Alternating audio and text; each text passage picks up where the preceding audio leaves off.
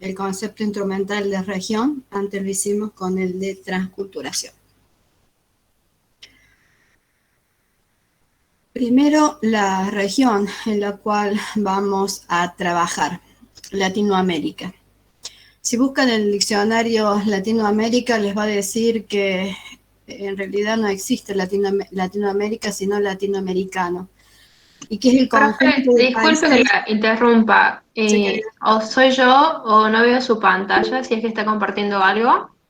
Estaba compartiendo. No, no está compartiendo. No estaba compartiendo. Gracias por avisar. Voy a salir y voy a volver a entrar. Espérenme.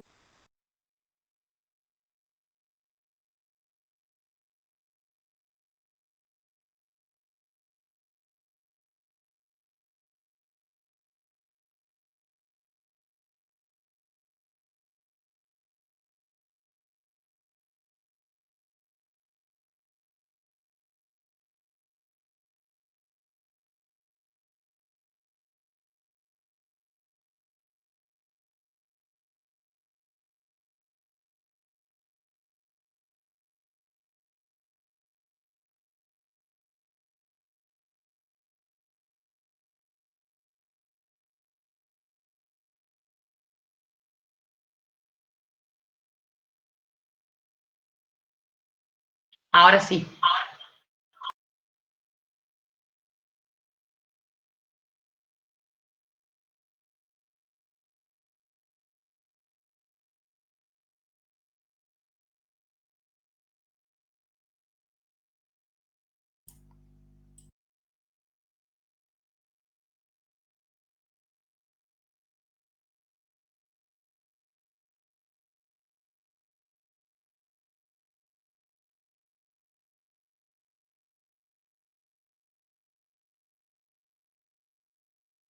Y ahora, Ray, si estás hablando no se te escucha. Sí, profe. Creo que tiene el micrófono apagado.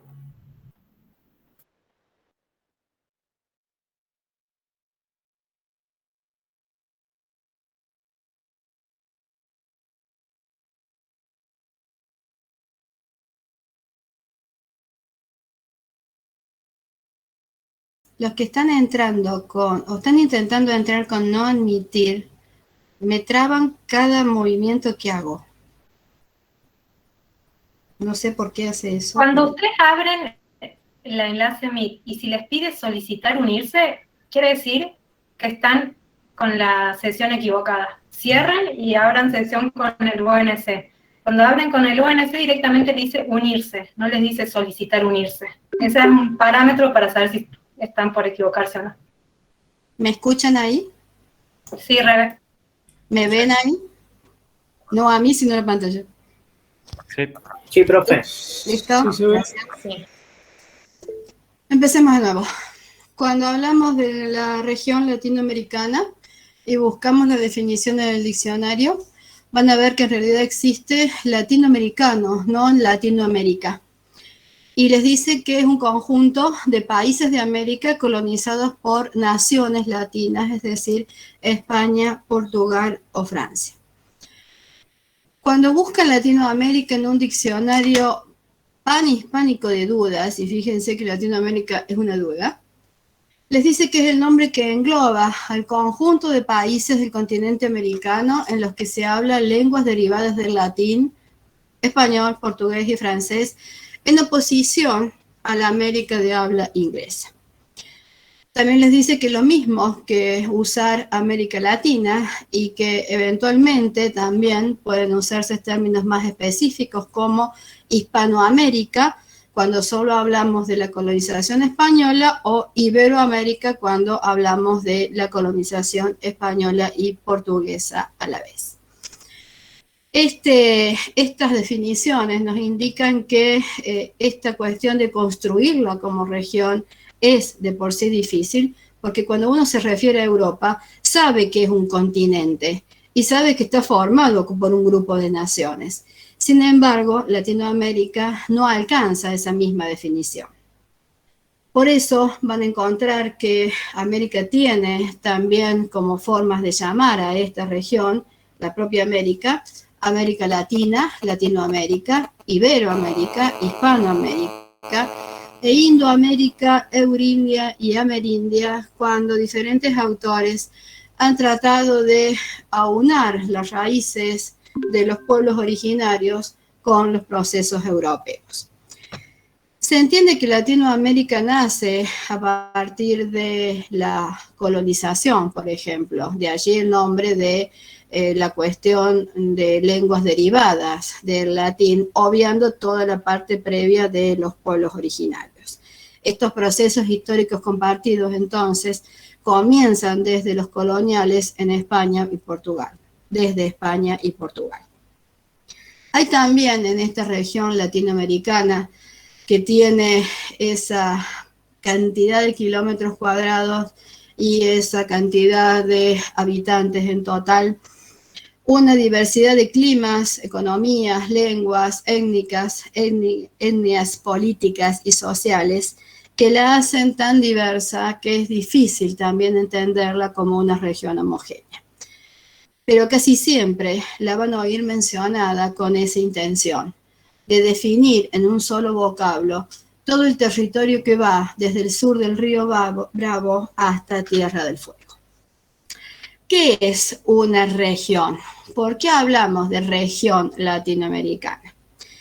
Una región para el diccionario es la porción de territorio determinadas por caracteres étnicos o circunstancias especiales de clima, producción, topografía, administración, gobierno, etc.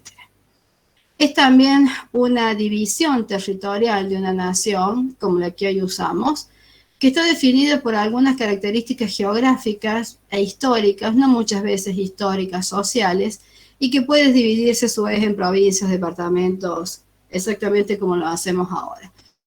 Esto viene también de los romanos, porque el vocablo región deriva del latín, y para los romanos era regir, mandar, gobernar. Nosotros la vamos a entender como una unidad de análisis. Una unidad que es a la vez una cuestión formal, física, y también una cuestión de buscar qué caracteres homogéneos tienen que me permiten definirla como tal. Desde la geografía, esta definición de West que tienen de este lado, les dice que la región no solo es o no es una categoría a priori que se les da desde antes, sino un verdadero producto histórico, espacios construidos, paisajes formados por la historia, lo que implica que un pueblo debe vivir ahí y transcurrir su historia para que estos territorios tengan la acepción de región. Desde el punto de vista de la antropología, Palacios, que tienen más abajo, les dice que una región tiene sentido y existencia solo cuando en ella se asienta un conglomerado humano, que es lo que le otorga forma y extensión. Por eso, una región es un territorio más un grupo humano, y esto es una unidad indisoluble. Esto puede durar un tiempo, desaparecer, amalgamarse con otro, pero siempre lo que nosotros buscamos es esta unidad de análisis que suma territorio y el grupo humano. Pueden haber regiones desde los puntos de vista científicos con las cuales se los analiza, como por ejemplo regiones geográficas, antropológicas, históricas, sociales, políticas, económicas. Hay clases de región de acuerdo a la escala, la megaregión, la macroregión, la región, y también hay tipos de región que posiblemente hayan visto en urbanismo. La región homogénea, la región polarizada, la región fronteriza. Todas estas escalas, tipos y formas de abordar la región nos ayudan a empezar a entender este territorio que vamos a estudiar. Visto desde estos diferentes enfoques de ciencias particulares, una región, comunidad de análisis, puede ser encarada o abordada desde lo físico e hidrográfico, como tienen en este mapa. En este mapa pueden ver la importancia de la cordillera de los Andes, por ejemplo, que es lo que ahora vamos a comenzar a hacer en el esquicio, ver cuáles son las características de las regiones geográficas inicialmente y culturales que componen América Latina, ver la cantidad de territorios que son aptos para la producción agrícola, que en parte son estos verdes, pero que también en parte son los amarillos, por ejemplo, o las grandes áreas selváticas y los ríos que por ella transcurren. Este otro son mapas también conocidos como los mapas que nos dicen el clima en la región latinoamericana. Y acá pueden ver cómo esto que está en blanco son zonas de nieves eternas y que conviven con climas que son muy templados hasta con nuestros propios climas más esteparios y hasta desérticos con estaciones muy frías. América tiene una diversidad de clima y si lo ven el territorio nuestro mucho más, que permite entonces una diversidad de productos naturales, de recursos naturales que van a aportar a las características arquitectónicas y urbanas. Y también lo pueden hacer desde un mapa que es político, es decir, que les muestra las divisiones políticas con sus respectivos límites, y acá lo importante es el límite de cada uno de los países que compone esta América Latina. Y les va mostrando cuáles son sus principales ciudades y también las carreteras, esa red que vincula todas las grandes capitales y las grandes ciudades que van a ir concentrando las diferentes poblaciones. Recuerden que también mencionamos que el hombre contemporáneo es un hombre que vive prácticamente en ciudades. El hombre urbano es lo que predomina en este momento en todo el territorio mundial y no tanto el hombre rural. Y hablando de población, este otro mapa les muestra América visto desde estos estudios demográficos. Y acá vemos cómo hay una concentración sobre todo sobre los litorales y que son México y una parte de Brasil, los que más concentración de población tiene, mientras que hay sectores que están prácticamente desiertos, ya sea por el tipo de geografía que tiene o porque su ocupación todavía no es efectiva o no ha sido planificada. Este otro mapa desde la economía le muestra lo que los países compran en servicios y productos comparados con o a partir de una moneda que puede ser como más universal, tipo el dólar, para poder unificar y para poder cuantificar y comparar esas compras. Este Producto Interior Bruto le dice lo que compra México, por ejemplo, en relación a Brasil y en relación a nosotros. Y pone en la balanza cuáles son los territorios de mayor poder adquisitivo, o al menos los que movilizan más su economía. Esta otra quizás es más interesante o nos ayude a explicar ciertas características arquitectónicas. Este mapa les muestra la composición étnica de los países latinoamericanos. Y si siguen las referencias van a ver cómo México tiene un alto porcentaje de población mestiza y un bajo porcentaje de población europea, mientras que Argentina tiene un altísimo porcentaje de población europea y un bajo porcentaje, a menos reconocido, de lo que serían mestizos, africanos, afrodescendientes y pueblos originarios. Mientras que Brasil está conformado por casi la mitad de europeos y la mitad de afrodescendientes. Esto implica reconocer también, a partir de la composición de la población, cómo funciona una arquitectura, por qué se diseña de esa forma, qué tradiciones de construcción tiene y qué recursos del lenguaje van a utilizar para expresarse. Y es posible que cuando pasen algunos años, también nos miren desde los resultados que ha alcanzado la actual pandemia, en donde en este mapa es evidente que por ahora la parte central de Latinoamérica se está llevando la peor parte.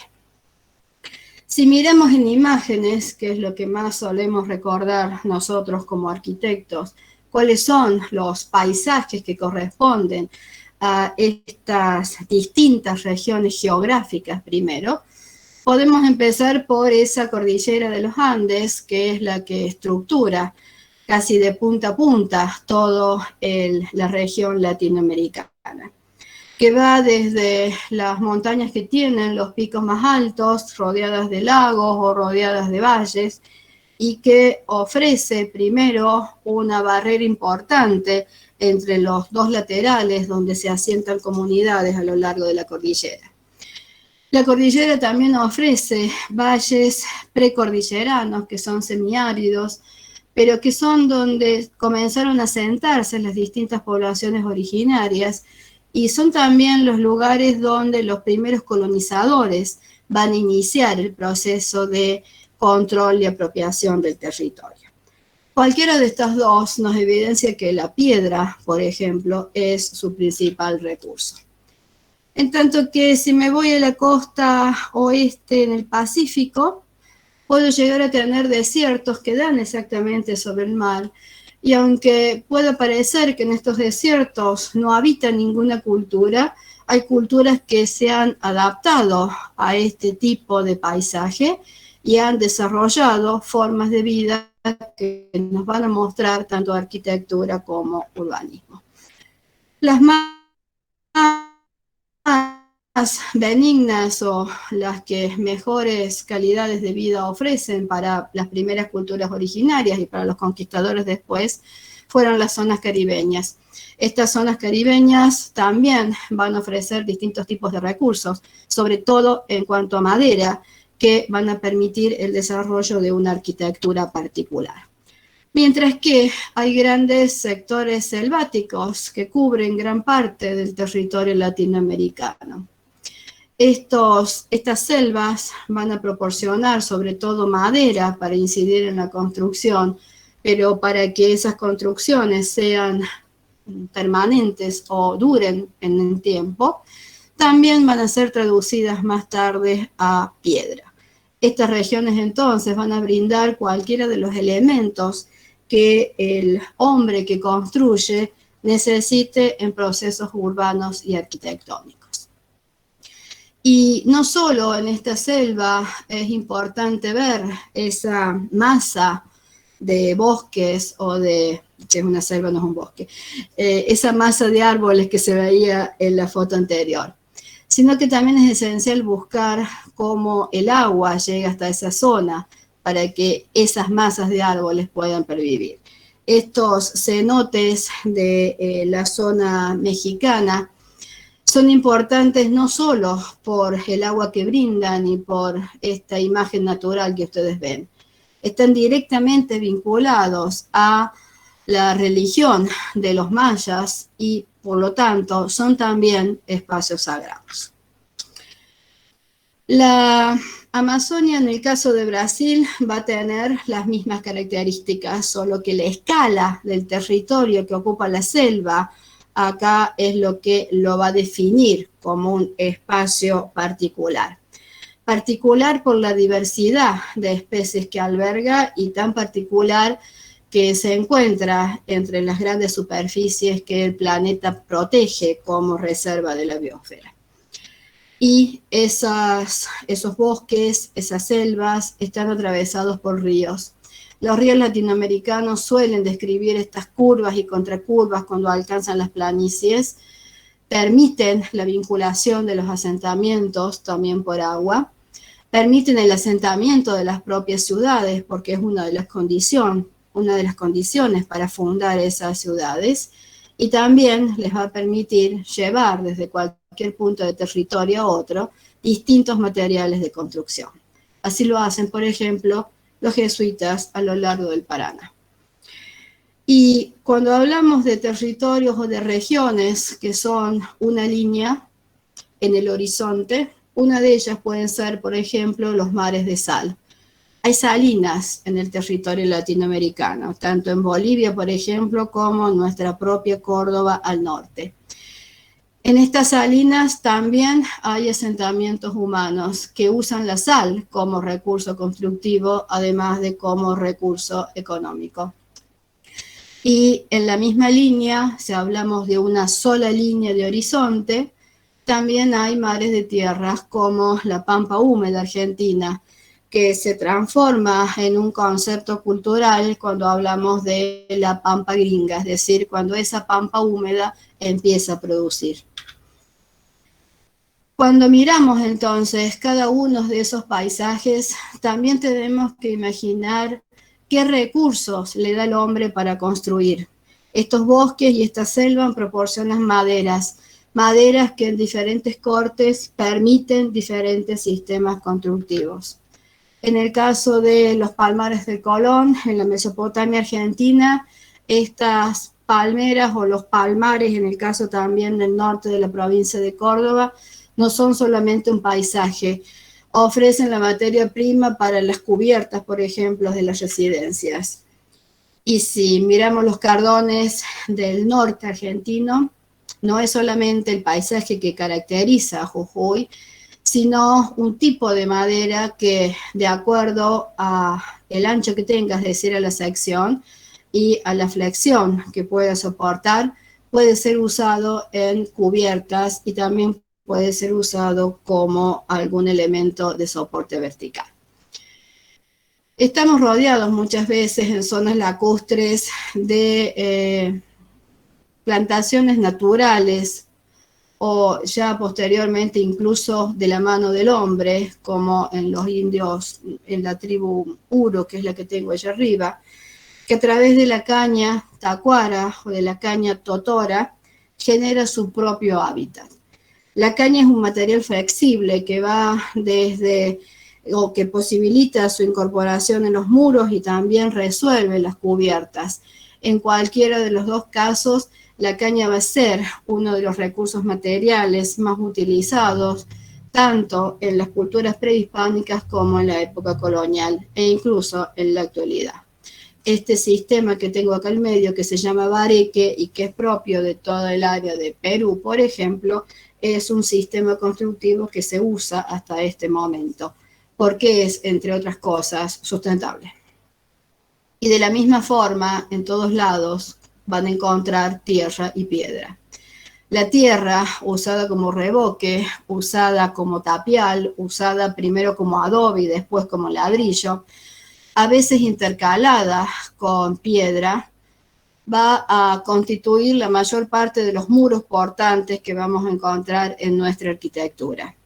Y son estos los recursos que cada una de estas regiones tiene. No basta con decir los recursos del lugar, hay que identificar cuáles son los recursos que cada una de estas regiones nos da.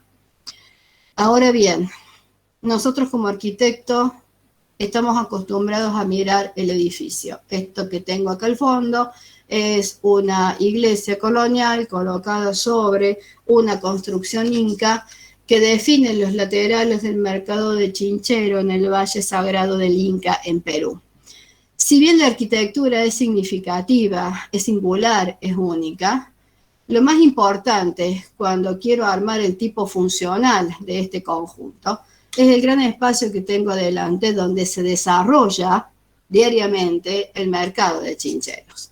El mercado que es una muestra de la permanencia de estos sistemas de intercambio tradicional en el pueblo inca desde antes que llegaran los españoles y que todavía ahora se mantiene inalterable.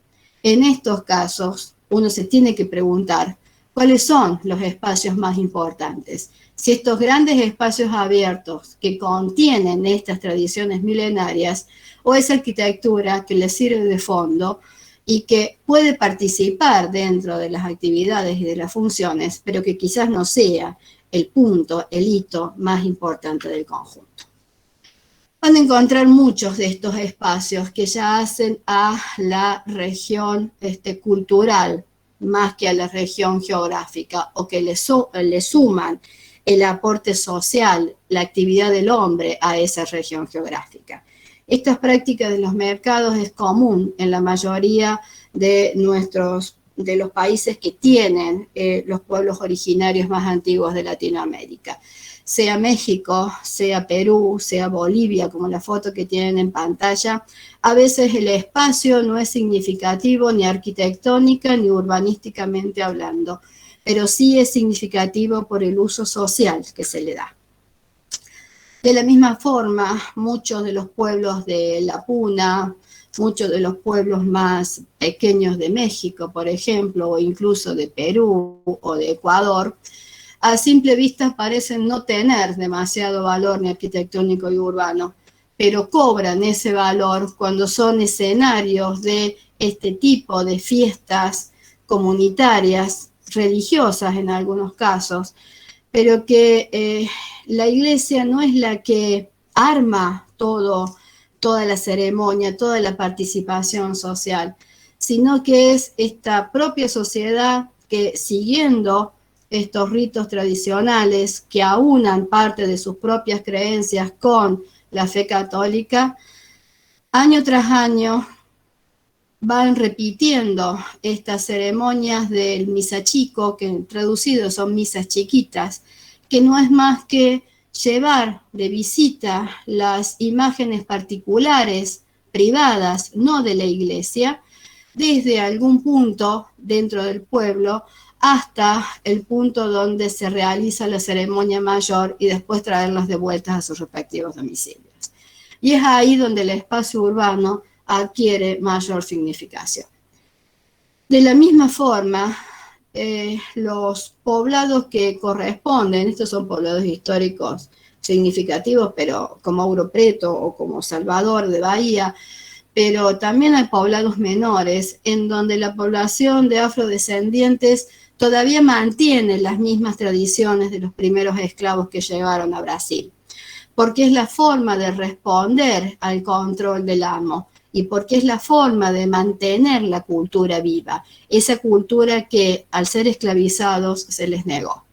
En las imágenes ven algunas de las ceremonias más tradicionales de Salvador de Bahía, en el marco de la propia ciudad, y es ahí donde la ciudad completa la información. Si no, nosotros vemos una serie de iglesias y viviendas que sí son extraordinarias, pero que le falta el otro dato de la región cultural. Hay que acostumbrarse a ver las dos regiones, tanto la geográfica como la cultural, cuando empezamos a analizar arquitectura y urbanismo. Porque es ahí cuando vamos a entender cómo en estos espacios estas sociedades practican sus diferentes tradiciones. La capoeira, que en un primer momento, en una primera instancia, parece una danza, en realidad es un arte marcial. Es la práctica de un arte marcial que les permitía mantenerse en forma y formar ciertos grupos de resistencia a estos esclavos, aún a la vista del amo blanco. Y de esa forma mantuvieron tanto sus tradiciones que traían desde el África, hasta se permitieron formar esta resistencia que en el caso de Brasil muchas veces ganó y otras tantas veces perdió. Incluso en los espacios que nos dejan las culturas prehispánicas, cuando analizamos conjuntos significativos, como en el caso de Cusco, esto está a las afueras de Cusco y es Sacsayhuamán, una de las fortalezas o posiblemente un templo del Cusco original, del Cusco antiguo, adquiere verdadera relevancia cuando la escala de la ceremonia religiosa transcurre en ella. Si no, es un excelente ejemplo de arquitectura, un magnífico ejemplo estructural, pero que no tiene todo el significado que debería entenderse si yo no leo dentro de ese espacio, por ejemplo, la ceremonia del Inti Raymi en Cusco, Perú. Y de la misma forma, en el caso de Bolivia, el Carnaval de Oruro transcurre en una ciudad que posiblemente no tenga altos valores ni urbanos ni arquitectónicos, pero que sí los cobra cuando el Carnaval de Oruro atraviesa esa ciudad para dirigirse hacia la iglesia que tiene a la madrecita que ellos veneran. En esa iglesia y en ese derrotero por toda la ciudad se construye año a año la representación de cómo tanto el esclavo negro otra vez como el aborigen aymara resistía nuevamente el dominio blanco y era de las pocas veces en el cual tenía un tiempo para poder expresarse y lo aprovechaba al máximo. Y esta es quizás su mayor representación cultural. Lo mismo pasa en el caso de México, con la advocación de la Virgen más importante para la religión católica en el continente latinoamericano, la Virgen de Guadalupe.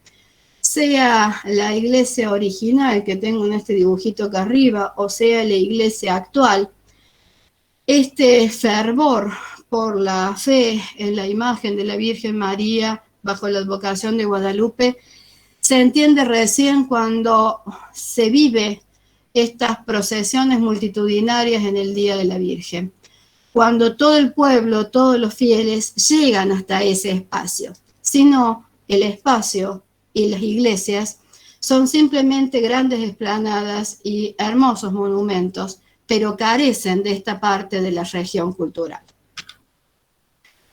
Por eso, cuando miramos arquitectura, a nosotros nos gusta mirar este monumento que tengo atrás. Es más, cuando queremos sacar una foto, esperamos que toda la gente se vaya para que quede limpio.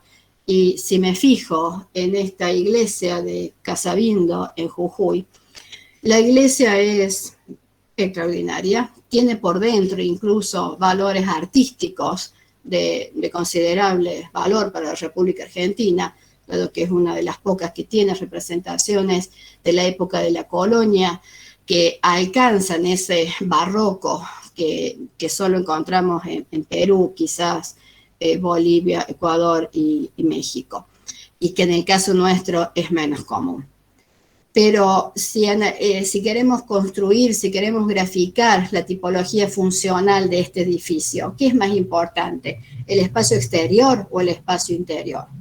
Evidentemente el espacio exterior, que es donde transcurre toda esta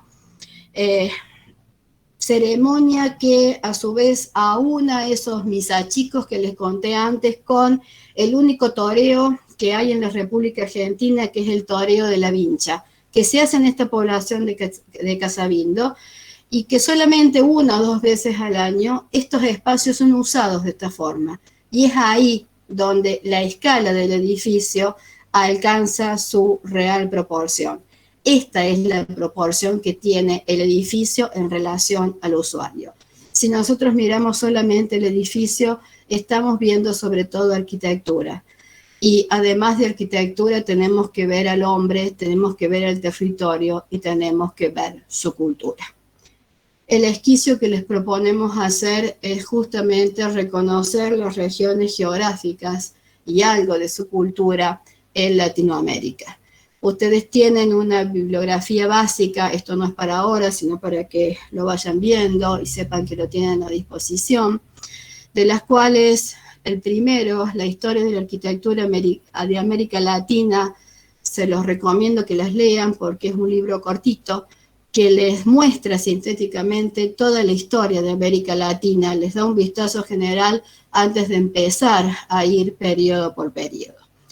Además de esta bibliografía, de las cuales van a tener o los enlaces a los archivos o los PDF, también van a disponer de bibliografía para el análisis gráfico, además de las fichas gráficas. Esto es solamente el inicio. Busquen completar la información gráfica que necesitan.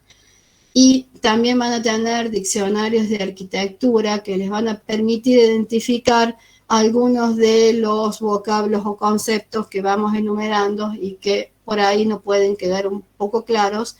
Los pueden preguntar directamente acá o en los talleres, y si no, también tienen para consultar estos diccionarios. De internet, de la red, solamente los gráficos, y solamente cuando los gráficos coincidan con las fichas gráficas que les damos para iniciar. Si es texto, solamente un texto que esté validado por una institución académica. El resto, por favor, guíense por la bibliografía que les asigna la cátedra. ¿Alguna pregunta?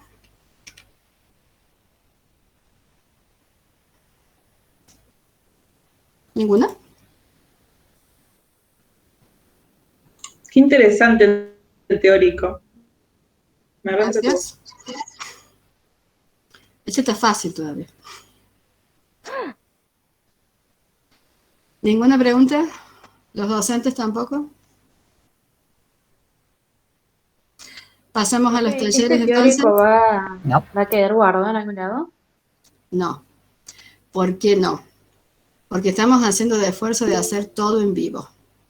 Porque este teórico sirve para hacer el esquicio que vas a hacer ahora. No para mirarlo más tarde ni cuando tengas tiempo. No, sirve para que lo escuches ahora y hagas el esquicio ahora. Es una de las formas que tenemos de que traten de aprovechar más el tiempo. De que no pierdan el tiempo haciendo otra cosa. Ahora tienen un tiempo disponible para hacer este esquicio. Tienen el docente al lado para preguntarle. Después van a subir sus trabajos y los van a comparar. Traten de ir trabajando siempre lo más rápidamente posible. Esta es la primera vez que lo hacemos.